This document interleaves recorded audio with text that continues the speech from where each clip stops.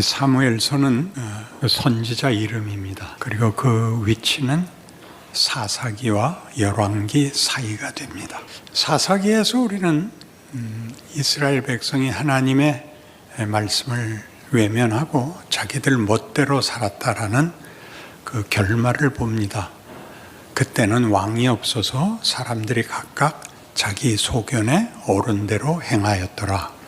그래서 사사기 말미에 가면 외적의 침입 정도가 아니라 내란이 일어나고 서로 죽고 죽이는 참혹한 사회 혼란을 보게 됩니다. 그리고 그 마지막 사사 엘리 때에 사무엘을 낳는 한나가 등장하여 하나님께 기도하여 사무엘을 얻게 되죠.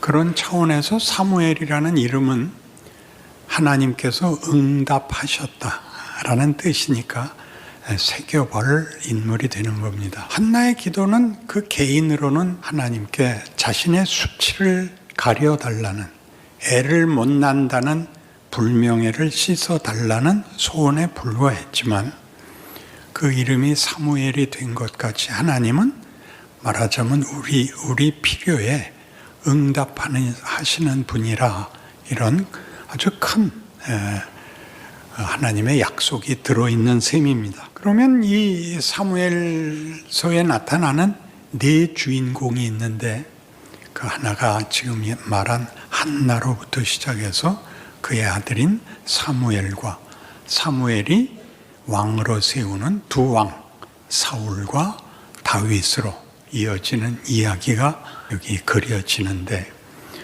성경 많이 보신 분들이 아시다시피 사무엘서의 내용을 가지고 큰 은혜를 받는 사람들은 의외로 없습니다. 도움을 받지 않으면 도대체 사무엘 상하가 무슨 얘기를 하고 있는지는 모르고 이제 다윗으로 금방 초점이 옮겨가지요. 사울이 죽고 다윗이 이제 본격적으로 왕정을 펼치는 것이 사무엘 하가 되니까 앞에는 읽어도 다윗 생각만 하고 있지, 다윗이 등장하는 그 앞에 줄거리들에 대한 이해를 가지지 않으면 주인공이 왜 주인공인가 하는 것에 대한 이해가 부족할 수밖에 없습니다. 사무엘상 3장을 찾아보시면 19절에 사무엘은 3장 19절에 사무엘이 자라매 여호와께서 그와 함께 계셔서 그의 말이 하나도 땅에 떨어지지 않게 하시니 단에서 브엘세바까지 온 이스라엘이 사무엘은 하나님의 선지자로 세우심을 입은 줄 알았더라. 여호와께서 실로에서 다시 나타나시되, 여호와께서 실로에서 여호와의 말씀으로 사무엘에게 자기를 나타내시니라. 사무엘의 말이 온 이스라엘에 전파되니라. 해서 사무엘이 하나님의 사람이라는 것과 하나님의 뜻을 전하는 자라는 것은 온 백성에게 알려져 있습니다.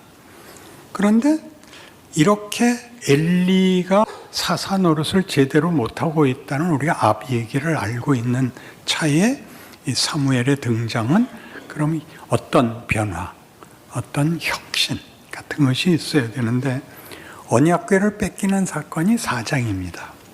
법궤를 모시면 하나님의 임재고 하나님이 함께 하시면 진리가 없다. 이렇게 블레셋과의 전쟁에서 이스라엘 백성들이 법궤를 모셔왔다가 전쟁에도 패하고 법궤도 빼앗깁니다. 그리고 그 법궤가 돌아오는데 꽤 시간이 걸려서 6장에 가서야 법궤가 돌아옵니다. 그 사이에는 사무엘이 아무 일도 하는 게 없습니다. 지금 우리가 본 사무엘에 관한 시작의 19절 다시 보시면 사무엘이 자라매 여호와께서 그와 함께 계셔서 그의 말이 하나도 땅에 떨어지지 않게 한 사무엘이 이 국가의 가장 큰 역사에 개입을 하지 않습니다. 그래서 놀랍게도 7장에 오셔서 돌아온 법궤를 어디다 놓을 것이냐로 이제 골머리를 앓는 장면인데, 7장 1절 기럇 여아림 사람들이 와서 여호와의 궤를 옮겨 산에 사는 아비나답의 집에 들여놓고 그의 아들 엘리아사를 거룩하게 구별하여 여호와의 궤를 지키게 하였더니 궤가 기럇 여아림에 들어간 날부터 20년 동안 오래 있은지라 이스라엘 온 족속이 여호와를 사모하니라. 이게 원래 있던 장소인 실로로 못 가고 여기 있게 된 것은 그 들어왔을 때 그 들여다본 사람들이 죽임을 당하는 일로 굉장히 무서워하게 되고 서로 받지 않으려고 해서 여기 실로의 성소에 안치하지 못하고 기럇 여아림에 들여놓고 몇 년이 흘렀다고요? 10년이 흐릅니다. 그때야 사무엘이 등장을 해서 7장 3절 이하에 사무엘이 이스라엘 백성들에게 너희가 여호와를 온전히 섬기고 온전히 순종해라. 그렇지 않으면 너희에게 좋은 일이란 있을 수 없다라는 신앙 회복을 또는 회개를 요구합니다. 그래서 그 같은 7장 15절에 이르면 사무엘이 사는 날 동안에 이스라엘을 다스렸으되 해마다 베델과 길갈과 미스바로 순회하여 그 모든 곳에서 이스라엘을 다스렸고 라마로 돌아왔으니 이는 거기에 자기 집이 있음이니라. 거기서도 이스라엘을 다스렸으며 또 거기에 여호와를 위하여 제단을 쌓았더라. 그러니까 끊임없이 일을 하고 있다는 것을 성경이 증언하고 있습니다. 매해 이렇게 돌아다니면서 또 자기 처소에서 이스라엘 백성들 앞에 하나님에 대한 신앙을 온전히 지킬 것을 가르치고 감독하고 있습니다. 그래 놓고 바로 넘어오면 8장 1절입니다.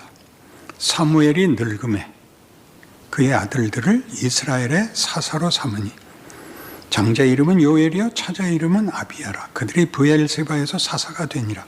그의 아들들이 자기 아버지의 행위를 따르지 아니하고 이익을 따라 뇌물을 받고 판결을 굽게 하니라. 라는 느닷없는 결말이 나오고 그걸 이어서 이스라엘 모든 장로가 모여 라마에 있는 사무엘에게 나아가서 그에게 이르되 보소서 당신은 늙고 당신의 아들들은 당신의 행위를 따르지 아니하니 모든 나라와 같이 우리에게 왕을 세워 우리를 다스리게 하소서. 왕을 요구하게 됩니다. 이스라엘이 왕을 요구하는 것은 사사기를 겪으면서 현실적인 문제이기도 했습니다. 어떤 현실적인 문제냐 하면 외적이 쳐들어왔을 때 그들은 다 왕권을 중심으로 한 자기 민족의 국력이 집중되어 있는데 이스라엘은 12지파로 나뉜 채 지파 간 독립적으로 대항을 하던가 한두 지파가 협력을 하는 일이 있어도 국력 전체가 통합되는 일은 국가적 차원으로 그런 체제가 이루어지지 않아 있었습니다. 그래서 우리도 왕을 세워 상대방 나라들이 쳐들어왔을 때 우리도 힘을 다해서 우리를 지키도록 해 주십시오 라는 것인데 이제 이 왕을 세워달라를 사무엘이 싫어합니다. 하나님도 싫어합니다. 그런데 왜 세워야 되냐면 엘리도 실패했고 엘리의 두 아들도 실패했고 사무엘도 실패한 것은 사무엘 자신을 잘했는지 몰라도 이어받은 두 아들이 제대로 하지 못하고 있습니다. 그러니 남은 희망은 왕을 세우는 일밖에 없다. 이렇게 해서 이스라엘의 장로들이 와서 부탁을 하지요. 그래서 사무엘이 하나님 앞에 이걸 어쩌면 좋습니까? 라고 이제 묻게 됩니다. 넘어가셔서 19절, 8장 19절 이하를 보시면 왕을 세우는 일을 싫어하고 하나님께 순종할 것을 요구하는 백성에게 백성이 사무엘의 말 듣기를 거절하여 이르되 아니로소이다. 우리도 우리 왕이 있어야 하리니 우리도 다른 나라들 같이 되어 우리의 왕이 우리를 다스리며 우리 앞에 나가서 우리의 싸움을 싸워야 할 것이니다 하는지라. 사무엘이 백성의 말을 다 듣고 여호와께 아뢰매 여호와께서 사무엘에게 이르시되 그들의 말을 들어 왕을 세우라 하시니 사무엘이 이스라엘 사람들에게 이르되 너희는 각기 성읍으로 돌아가라 하니라. 그러니까 이 왕을 삼는 문제에 있어서 사무엘도 싫어하고 하나님도 싫어합니다. 하나님은 이렇게까지 얘기하십니다. 나중에 집에 와서 8장을 다시 보시면 너를 버린 게 아니라 나를 버린 것이다. 그러나 왕을 세워줘라가 됩니다. 그래서 우리로서는 앞뒤가 맞지 않는 이런 이야기들, 왕을 세우는 것을 싫어했으면 이스라엘 백성을 혼을 내던가 깨우치던가 하는 것이 없이 말을 들어주라 라고 나오는 것은 무슨 뜻인가 하는 것이 우리에게 어렵습니다. 11장으로 넘어가셔서 이제 사울 왕을 세워가지고 어떻게 하나 보십시오. 14절, 사무엘이 백성에게 이르되 오라 우리가 길갈로 가서 나라를 새롭게 하자.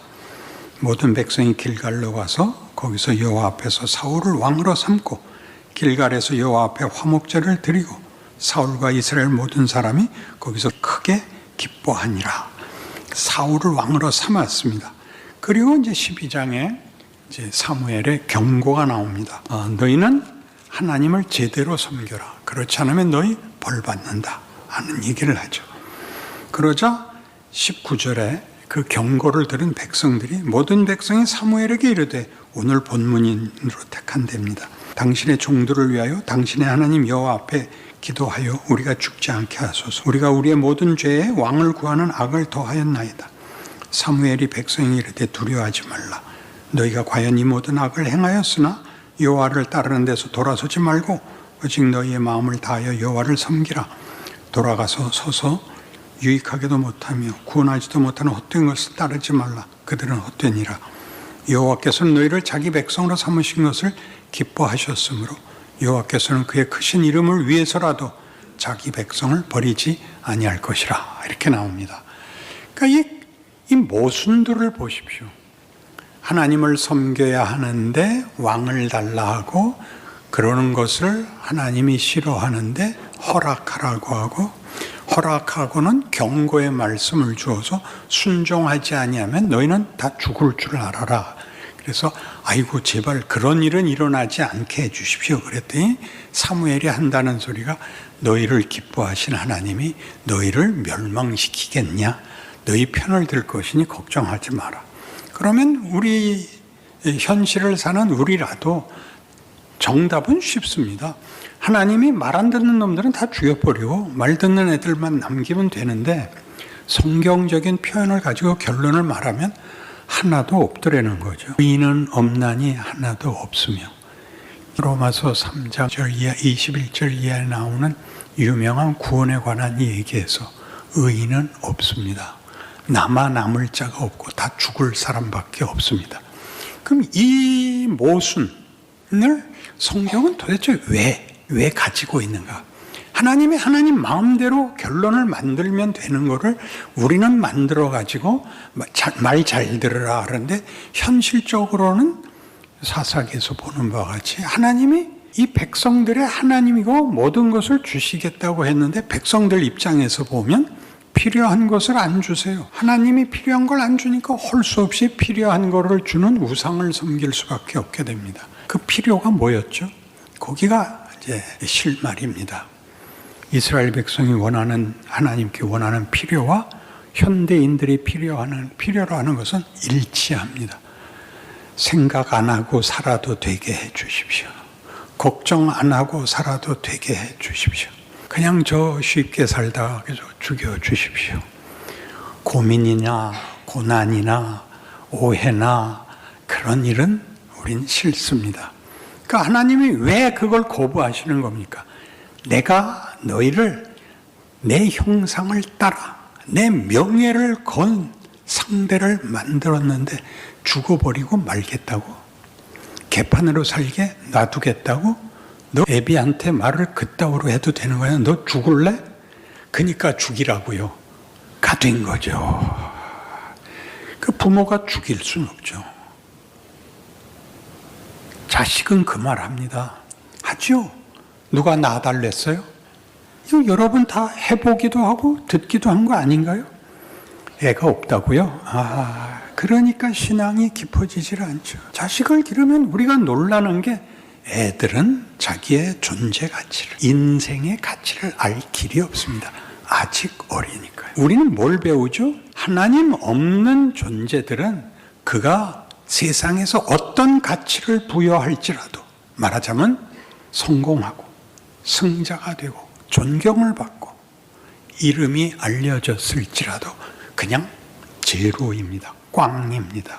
그게 답니다. 인간의 인간됨이라는 것은 그런 남에게 욕먹지 않고 남에게 싫은 소리 듣지 않는 정도를 메꾸는 것이 아니라 성경이 하고 싶은 얘기는 나는 너의 존재와 가치와 정체를 그 기준으로 만들지 않았다. 이게 구약 내내 싸움입니다. 너희가 우상에게 기도하는 걸 내가 왜 싫어하냐면 질투한다고까지 싫어하는 이유는 그것들은 너희한테 해줄 수 있는 게 없다. 그럼 하나님은 왜 안 해주세요? 나 한다. 너 학교 가라, 공부해라. 너 12시 전에 자지 마라. 그러니까 봐요. 부모랍시고 잠을 제대로 자게 하나, 땡땡이를 치게 하나, 밤낮 하라는 게 공부고 순종하려고 그 누가 좋아하겠어요? 그러니까 임마, 너 네 새끼 날 때까지만 내 말 들어라. 이게 성경에서 하는 갈등이라고요. 여기를 구약이 하고 있는데 못 알아듣고 있다고요. 한국 교회가 이 소개를 못 하고 있어요. 왜 구약에 이 꼴이 나오느냐? 우리의 기대, 우리의 자존심, 한나의 요구는 뭐였죠? 나라를 구하는 기도가 아니라 나 애 못 낳아서 창피당하고 있으니 내 자존심 채워주시면 바치겠습니다. 바칠 걸 뭘 달래? 꽝으로 돌아가는 건데. 근데 그것 외에는 얼마나 그 기도가 한심한 기도였는지를 여러분 아셔야겠고, 거기에 그 우리가 기대하지 않은 것을, 우리의 기대가 말이 안 되는 것을 가지고 하나님이 우리를, 그를 사무엘로 삼아, 사무엘이라는 이름은 하나님이 들어 응답하셨다입니다. 자식을 주었을 뿐만 아니라 그 자식으로 인간, 인류를 무엇을 만들려고 하는지, 하나님이 어떻게 그걸 위하여 애쓰고 있는지를 증명할 것이다가 됩니다. 그러니까 우리가 기도를 하면 답을 받고 기쁘고 걱정할 것이 없고 이렇게 되지 않습니다. 예수를 믿으면 골치 아픕니다. 세상에서도 마음먹은 대로 안 되는 데다가 교회 가서도 마음대로 안 됩니다. 죽기 3초 전에 예수 믿는 게 딱 좋습니다. 그럼 뭐가 된다고요? 있으나 마나죠. 그냥 꽝이죠. 불 떼려고 잘라온 통나무가 불 떼는데도 못 쓰이고 조각 작품을 못 만들고 아무것도 아니고 광에 누워 있다가 썩고 마는 것이죠. 그게 인생이냐, 그게 인간이냐라고 여러분이 화를 내셔야 되는 거예요. 여러분이 화를 낼 수 없는 이유는 이 책임을 누구한테 물어야 되는지 몰라서죠. 예수를 믿으면 여기다 물어야 되는 겁니다. 하나님, 이게 답니까? 정말 이러실 겁니까? 거기에 답하는 게 구약이라. 너희가 원하는 건 밤낮 나 편하게 놔두십시오. 하나님 원하는 건 내가 다 바칠 테니까 하나님도 뭐라 그러지 마십시오. 임마, 그럼 네가 뭐가 되냐? 올챙이가 살만 쪄갖고 메기만 해줘서 논두렁에 누워있는 꼴은 나 못 본다. 개구리가 되라. 개구리 갖고는 좀 모자라죠. 하나님이 여러분에게 어떤 명예를 준비하고 계셨느냐? 하나님의 형상으로 지으셨고 하나님의 영광의 찬송이 되는 것을 목적으로 삼으셨다. 이게 신구약 전체의 증언 아닙니까?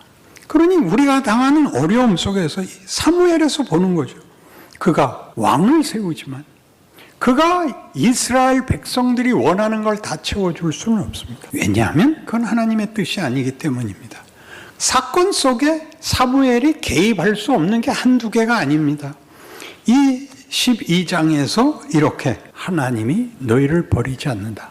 나도 너희를 위하여 하나님 앞에 기도하는 죄를 범치 않겠다. 굉장한 선언이죠. 그랬는데도 불구하고 그 다음에 11장에서 사울 왕을 세우고 그 뒤로 가는 내내 11장 4절 아까 읽은 데 보세요. 사무엘이 백성이 이르되 오라 우리가 길갈로 가서 나라를 새롭게 하자. 모든 백성이 길갈로 가서 거기서 여호와 앞에서 사울을 왕으로 삼고 길갈에서 여호와 앞에 화목제를 드리고 사울과 이스라엘 모든 사람이 거기서 크게 기뻐했는데 뭐가 지적이 됐죠? 왕 삼은 걸 기뻐할 때가 아니다. 너희는 국력을 모아서 힘을 가지자 그러는데 하나님의 목적은 그게 아니다. 그러니 너희 정신 차려라. 그러니까 너희 제대로 쫓아오지 못하면 너희들한테 화와 멸망밖에 없다. 제발 그런 일은 일어나지 않게 해주십시오. 그건 그렇다. 하나님이 너희를 기뻐하셨기 때문에 그렇게 운명 지어지도록 하나님이 방관하시지 않는다는 걸 내가 안다. 그리고 나도 너희를 위하여 기도할 것이니 걱정하지 마라. 이렇게 되는 겁니다. 그래 놓고 어디로 가요? 15장에 가서 사울이 아말렉을 치고 전리품을 남겨오지 말고 다 멸종시키라고 할 때 말 안 듣고 전리품 가져왔다가 사무엘에게 어떤 꾸중을 듣죠? 왕이 하나님의 말씀을 버렸으므로 하나님도 왕을 버려 왕이 되지 못하게 하나이다 라는 사울왕의 폐위를 선언합니다. 그 15장의 폐위 사건 이후에 뭐라는 부록이 붙어있냐 하면 15장 34절 이에 사무엘은 라마로 가고 사울은 사울 기브와 자기의 집으로 올라가니라. 사무엘이 죽는 날까지 사울을 다시 가서 보지 아니하였으니 이는 그가 사울을 위하여 슬퍼함이었고 여호와께서는 사울을 이스라엘 왕으로 삼으신 것을 후회하셨더라. 이 말이 갖는 의미를 알아야 됩니다. 우리는 쉽게 사울은 말 안 들어서 우리 잘 알죠? 순종이 제사보다 낫고 여호와의 말을 듣지 않는 것은 사신 우상에게 절하는 것과 같습니다. 우린 금방 결론을 nep니다. 맞아. 하나님만 섬겨야지. 헛된 신을 섬기면 안 되지. 이런 간단한 문제가 아니라 그렇게 돼버린 사울은 누구 말을 듣기로 했습니까? 백성들 말을 듣기로 했습니다. 백성들이 소원하는 것을 해결하는 왕이 되기로 했지 하나님이 백성에게 요구하는 것을 듣는 왕이 되는 것을 버렸습니다. 그래서 하나님이 그를 버릴 수밖에 없습니다.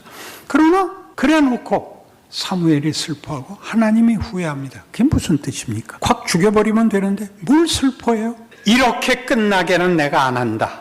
다 슬픔을 낳는 거죠. 아직도 못 알아듣느냐? 하나님이 우리의 실패로 인하여 우리를 버리고 외면하는 것이 아니라 슬퍼하시면서 하시는 말씀. 다시 하자. 여기가 끝일 수 없다. 너희가 실패한 데서 내가 너희를 버릴 수 없다. 나는 하나님이다. 너희는 나의 찬송이 되어야 한다. 다시 가자. 이렇게 하는 얘기가 구약 내내 얽히고 설키는 것입니다. 다음에 어떻게 돼요? 16장에 가서 다윗을 세우죠.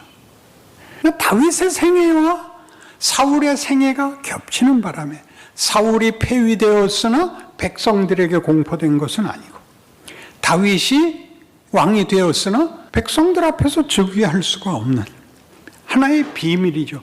그 긴 갈등의 시간, 사울이 다윗을 시기하고 그를 죽이려고 들어서 도망다녀야 하는 긴 시간에 걸쳐서 여러 장이 지난 후에야, 즉 사무엘이 아무것도 하지 못하고 25장 1절에 와야 이 말, 사무엘이 죽음에 온 이스라엘 무리가 모여 그를 두고 슬피 울며 라마 그의 집에서 그를 장사한지라. 다윗이 일어나 바란 광야로 내려가니라. 이래서 구약을 못 읽어내는 겁니다. 뭐야? 사무엘이 뭐 한 게 뭐가 있어? 사무엘이 뭐 했죠? 우리 7장에서도 봤고 12장에서도 봤습니다. 그리고 그가 매해 전 지방을 돌며 하나님의 뜻을 선포했으나 이쪽 귀로 듣고 이쪽 귀로 흘리고 자기네들이 원하는 것만을 쫓아가서 사무엘의 역할도 아무 열매를 맺지 못하고 하나님의 뜻도 다 열매 맺지 못하고 세우라는 왕은 세웠더니 사울이 되고 말았고 하는 이 과정들 속에서 사무엘은 이렇게 이름 없이 업적 없이 죽어버리고 맙니다. 자, 아까 15장에서 뭘 했어요? 사무엘이 사울을 슬퍼하고 하나님이 사울을 후회한 것이 어떤 역설인가를 들은 것 같이 애를 못 낳아서 애 하나 주십시오라고 밖에는 하나님 앞에 소원할 것이 없는 이 미천한 가장 작은 소원에 매달리는 한나로부터 출발해서 하나님은 그 답을 내 수치를 면하는 것이 사람들에게 알려진 수치, 자식 못 난다, 학교 떨어졌다, 이런 정도의 문제를 해결하는 것이 아니라 이스라엘로 약속된 하나님의 자녀들, 하나님이 창조하여 자기의 형상으로 지은 인류에 대하여 우리가 열매 맺지 못하는 것에 대하여 하나님이 난 포기하지 않겠다. 너희는 기껏 나 편안하게 살게 해 주십시오가 다지만 나는 거기에 덧붙이겠다. 난 하나님이고 너희는 내 백성이다. 이게 구약 성경이 하고 싶은 이야기입니다.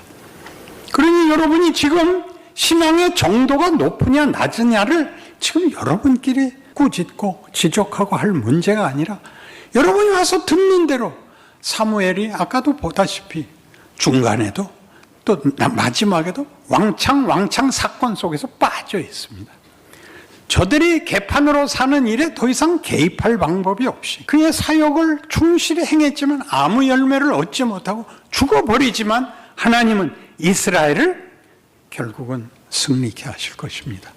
그 현대 사회에 와서 우리 모든 신약 성도들에 대한 하나님의 약속인 것입니다. 하나님이 이기실 것입니다. 그것을 여러분들이 현실 속에서 왜 이런 어려움 속에 하나님이 나를 놔두시는가 할 때 그때마다 이 생각을 하십시오. 하나님이 나에게 만들려고 하는 것과 내가 나에게 필요하다고 하는 것과의 차이가 무엇인가? 내가 달래는 것은 존재론으로 정체에 있어서 지위와 신분에 있어서는 얼마나 꽝인가? 기껏 고통을 면하는 게 다고 창피를 면하는 게 다란 말인가? 하나님이 그것보다 더 가지는데 더 간다는 게 도대체 뭐냐? 우리 주변에 더 간 사람이 누가 있느냐? 여러분의 이름이 거기 들어가야 되는 겁니다. 네가 있지 않냐? 내가 너를 불렀지 않냐? 내가 너를 만들었지 않냐? 네 인생에 너 혼자 버려진 시간이 있었더란 말이냐? 네가 모르고 있었지. 너는 잊었을지라도 나는 너를 잊은 적이 없다. 이게 이 사건의 진미입니다. 우리가 얼마나 훌륭해져야 되느냐, 어떻게 회개해야 되느냐가 아니라 하나님이 우리에게 요구하시는 정당한 길로 들어오는 일에 대하여 역사적 사건을 가져 그 무게와 그 길이와 그 많은 경우를 들이댐으로써 우리의 인생이 나 하나 외면하면 그만이고 나 하나 없어지면 그만이고 이렇게 가볍게 생각하는 여러분의 존재와 현실을 무겁게 살아야 되고 진지하게 살아야 되는 것입니다. 에베소서 1장으로 갑시다. 우리 자막을 올려주시고, 그래서 신약에 오면 이런 구약의 역사를 다 싸잡아서 이렇게 놀라운 선언이 나오는 것인데 구약의 배경과 신약의 결론을 이을 줄 몰라서 그냥 쉽게 읽어버리고 맙니다. 이제 제대로 읽어봅시다. 에베소서 1장 15절부터 함께 읽습니다. 시작. 이로 말미암아 주 예수 안에서 너희 믿음과 모든 성도를 향한 사랑을 나도 듣고 내가 기도할 때 기억하며 너희로 말미암아 감사하기를 그치지 아니하고 우리 주 예수 그리스도의 하나님 영광의 아버지께서 지혜와 계시의 영을 너희에게 주사 하나님을 알게 하시고 너희 마음의 눈을 밝히사 그의 부르심의 소망이 무엇이며 성도 안에서 그 기업의 영광의 풍성함이 무엇이며 그의 힘의 위력으로 역사하심을 따라 믿는 우리에게 베푸신 능력의 지극히 크심이 어떠한 것을 너희로 알게 하시기를 구하노라. 그의 능력이 그리스도 안에서 역사하사 죽은 자들 가운데서 다시 살리시고 하늘에서 자기의 오른편에 앉히사 모든 통치와 권세와 능력과 주권과 이 세상뿐 아니라 오는 세상에 일컫는 모든 이름 위에 뛰어나게 하시고 또 만물을 그의 발 아래 복종하게 하시고 그를 만물 위에 교회 머리로 삼으셨느니라. 교회는 그의 몸이니 만물 안에서 만물을 충만케 하시는 이의 충만함이니라. 우리의 정체, 우리의 운명입니다. 기도하십시다. 하나님 아버지, 아버지 뜻의 높음과 깊음과 너비에 대하여 믿음이 없어 이렇게 늘 반항하고 늘 삐지고 늘 도망갑니다. 세상에서도 어려움을 당하면 모두가 난 뭐야 라고 자기의 정체와 명예를 들이대는데 예수를 믿게 됐다는 이 놀라운 사실, 신이 우리를 위하여 대신 십자가를 지사 우리로 하나님의 목적을 이루는 영광과 명예의 자리에 이르게 하겠다는 진실을 보고도, 역사를 보고도 우리의 성취가 모자란 것을 부끄러워하나이다. 그러니 이제 돌아서면 현실 속에서 우리를 시험하고 무너뜨리려고 유혹하고 협박하는 거짓 앞에서 하나님의 사람으로 사는 진실과 정직과 명예와 진리와 찬송과 기쁨을 충만히 누리는 하루하루가 되게 하여